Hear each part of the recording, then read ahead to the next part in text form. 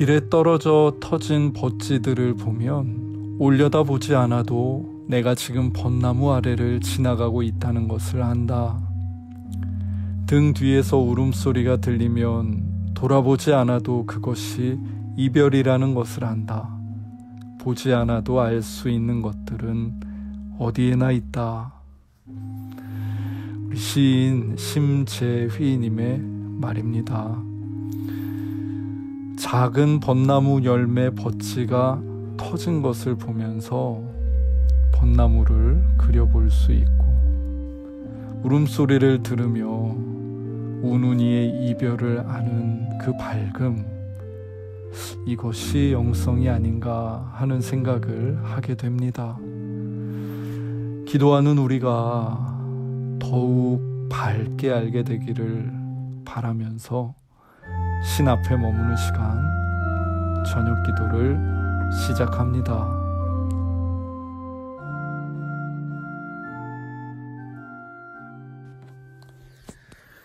출애굽기 2장에서 모세는 죽음을 면한다.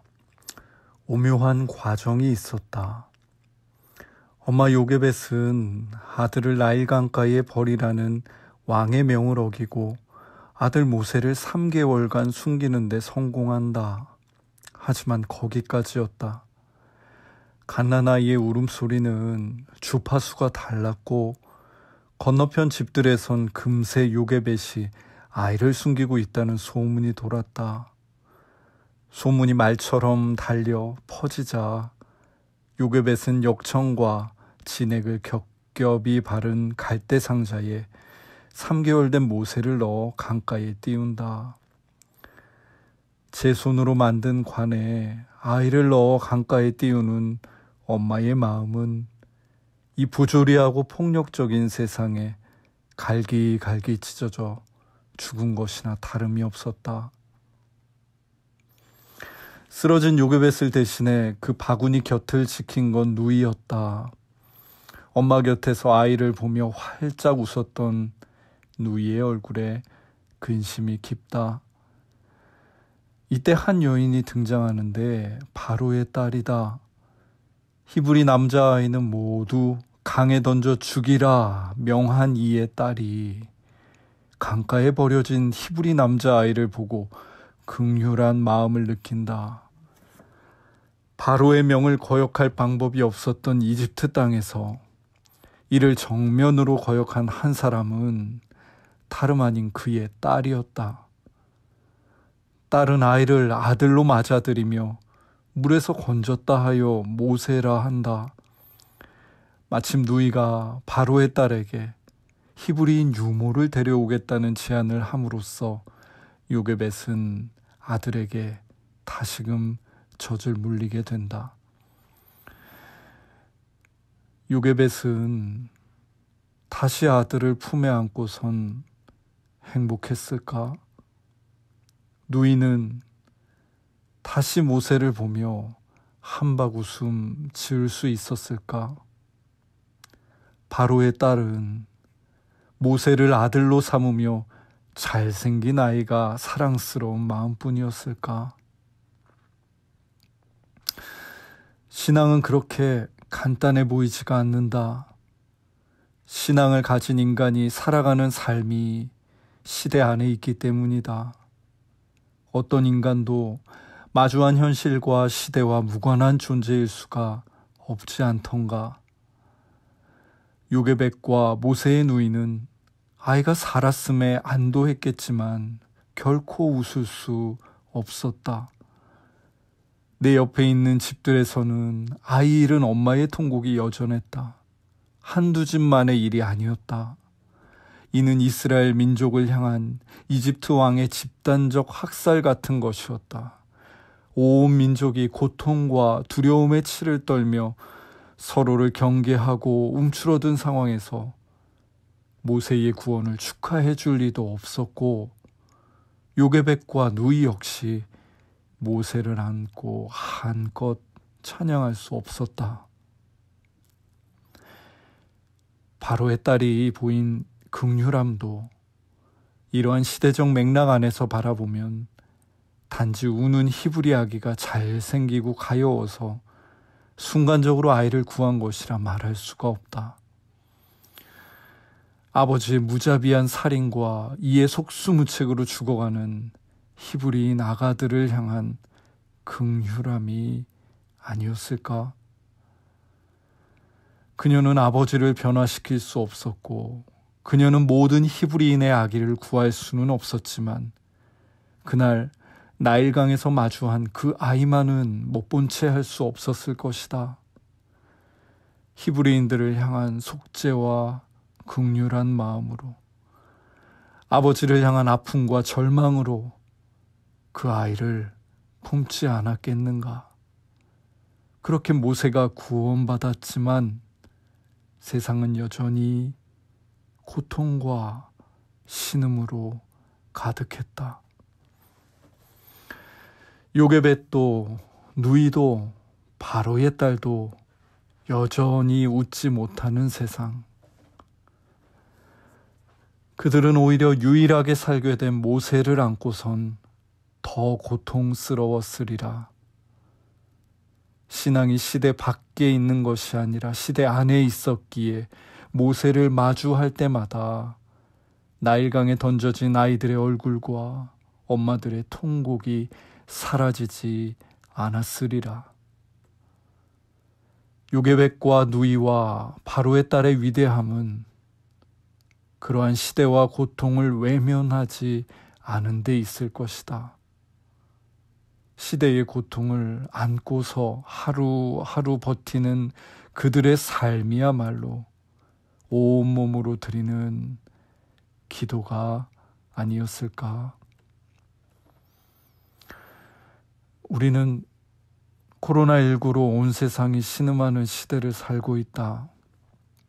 전염병의 삶과 신뢰와 생계를 잃어가는 사람들 앞에서 시대를 등진 채 부르는 찬양이며 자기들만의 감사가 대체 무슨 소용이란 말인가.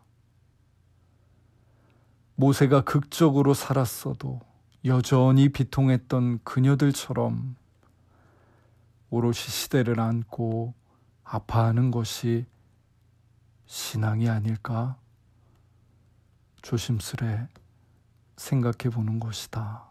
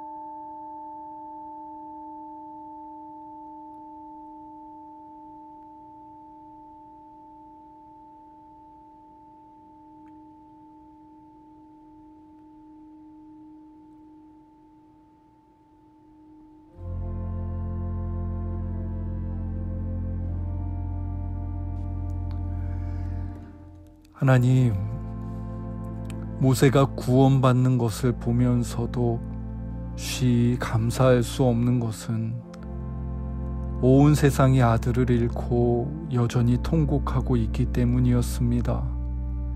요게벳의 침묵, 누이의 눈물, 바로의 딸의 긍휼 어린 참회를 숙연히 바라보게 됩니다.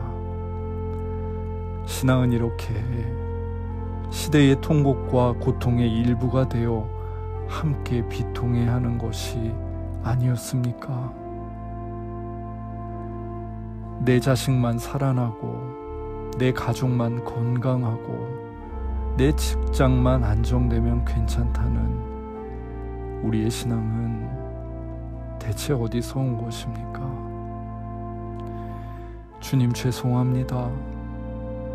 코로나19로 고통받는 이 시대에 자기는 있지만 온 국민을 생각하지 못하고 교회는 있지만 온 나라를 염려하지 못하는 저희를 불쌍히 여겨주십시오. 주님, 당신의 이름을 부르는 자들을 비통함 속으로 인도하옵소서. 등 돌린 삶 거두어 세상의 신음 속에 함께 울며 온 삶으로 기도하는 그 신앙의 자리로 우리를 이끌어 주시겠습니까? 예수님의 이름으로 기도드립니다. 아멘.